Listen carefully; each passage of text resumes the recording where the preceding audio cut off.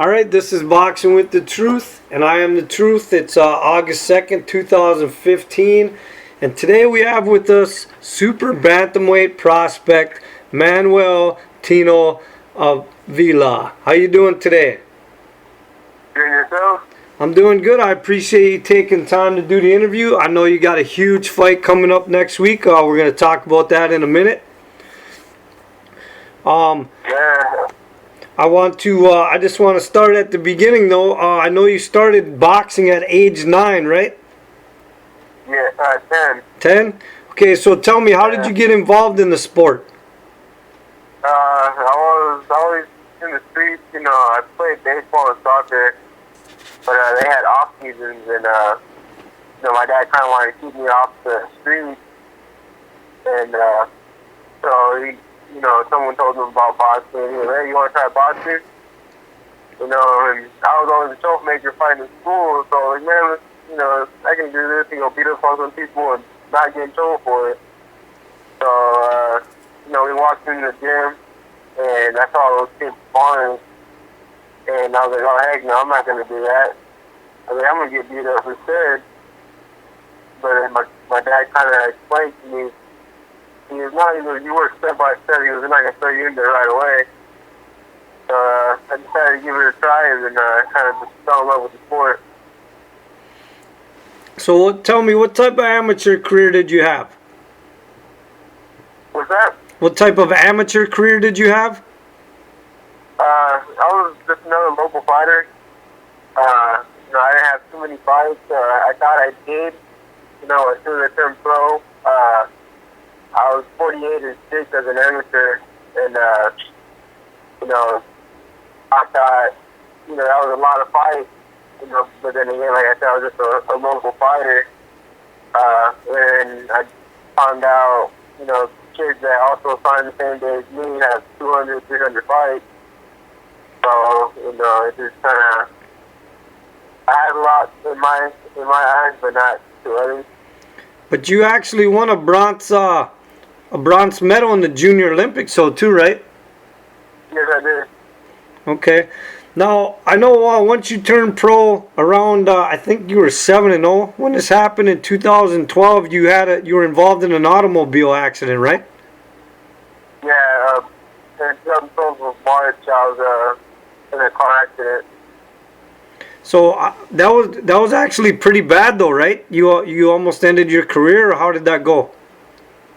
Yeah, I couldn't walk. I had to do a lot of therapy. I had, sciatica pretty bad, irritated disc.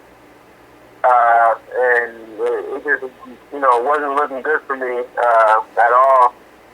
And, I was supposed to take more time off than I did.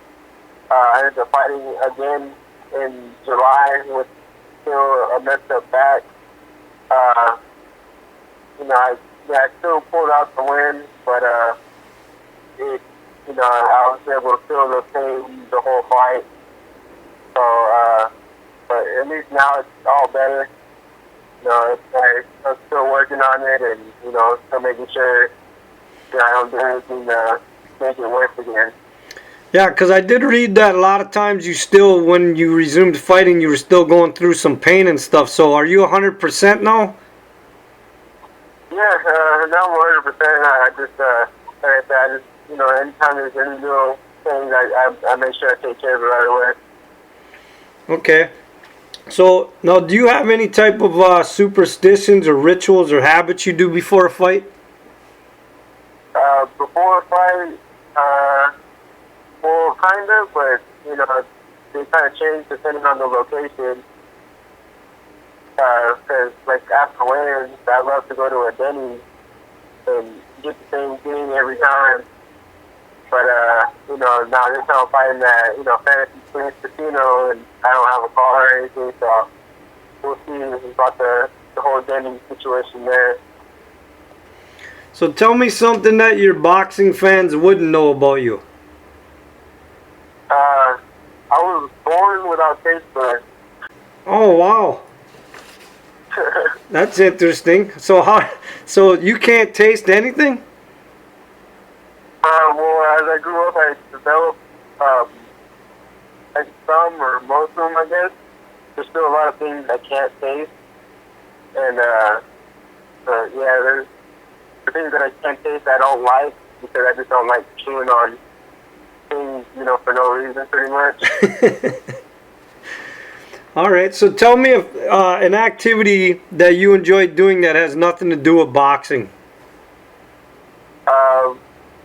Hiking with my girlfriend and going to the movies with her. So you like hanging out with your girlfriend and just doing the movie thing, huh? Yeah, pretty much. You know, where all my free time goes.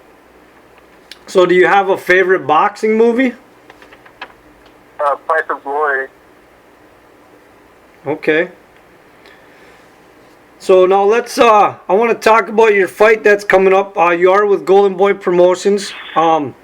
You actually, I don't know if you consider this, but I would think this is your toughest fight yet in your professional career. You're actually fighting next weekend, August 8th. You're going to be on HBO Latino. You're actually the co-main event, which airs at 9:30 Eastern Time, and you are fighting Yoandris Salinas, who's actually 21-1-2 for the NABF Super Bantamweight title. So tell me a little bit about that. How much do you know about your opponent? I never really look up too much about my opponent.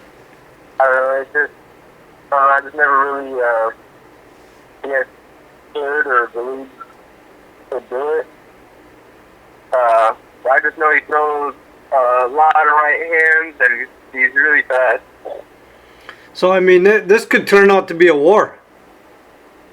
Yeah, you know, I'm still gonna stick to my game plan, but you know, worst case scenario where he's a lot quicker than I'm expecting on his footwork, then it'll turn out to be a war.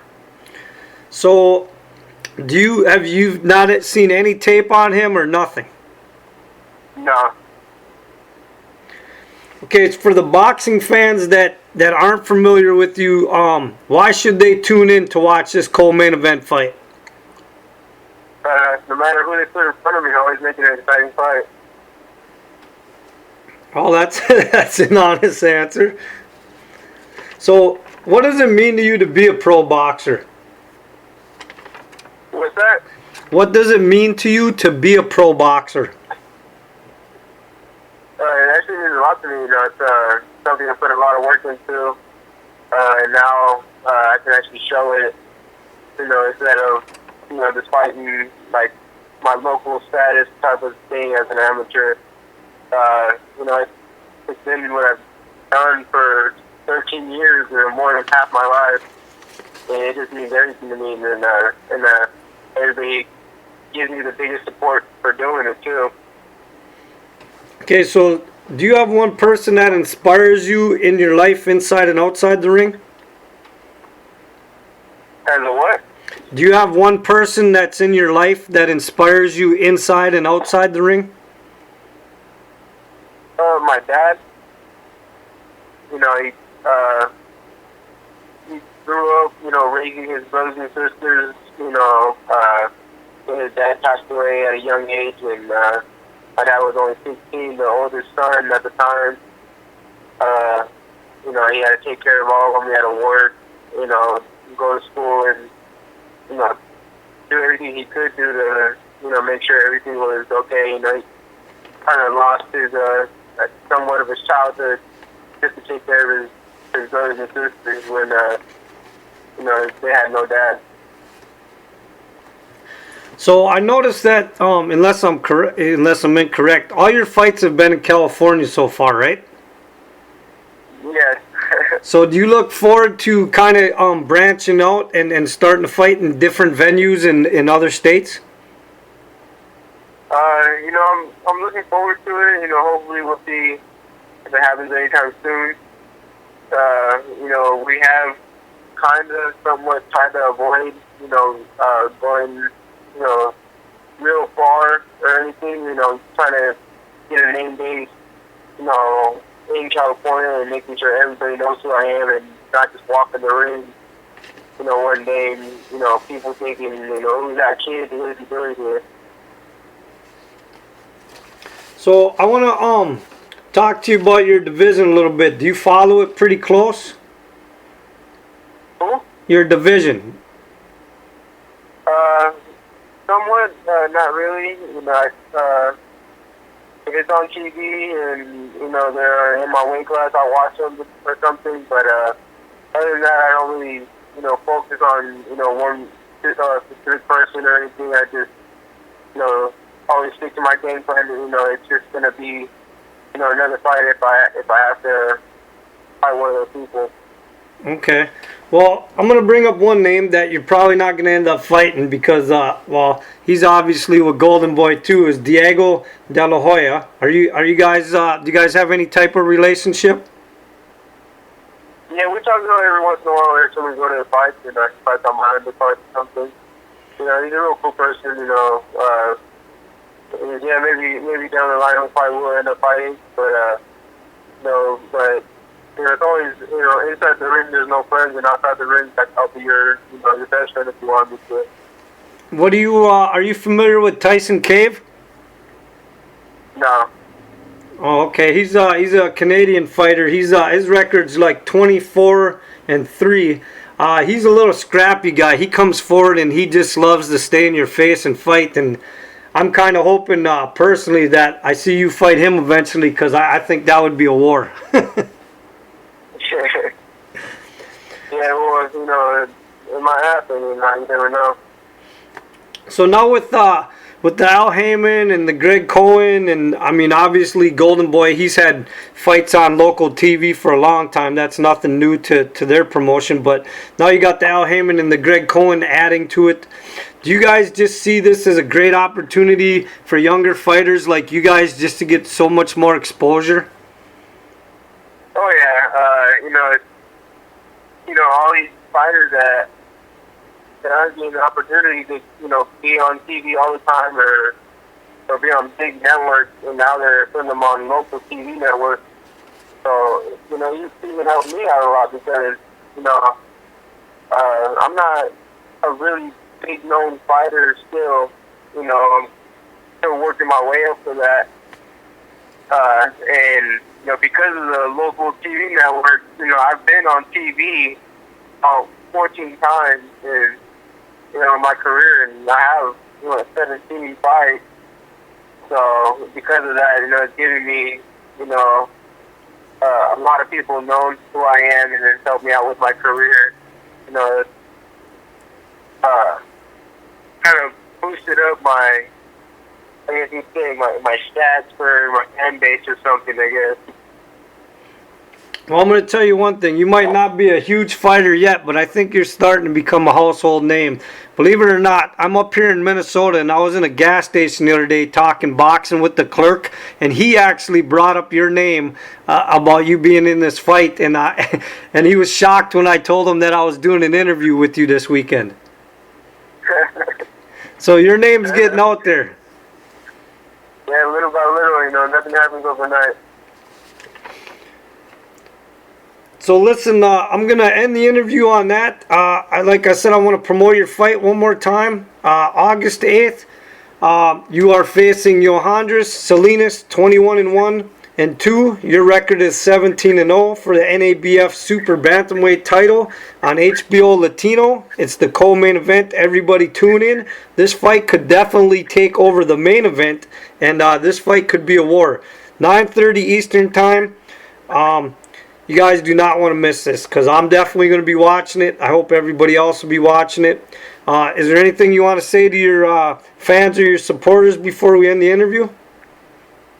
Not just make sure to stay tuned in, and like I said, I'm always going to make it an exciting fight. All right, and with that, the truth has spoken.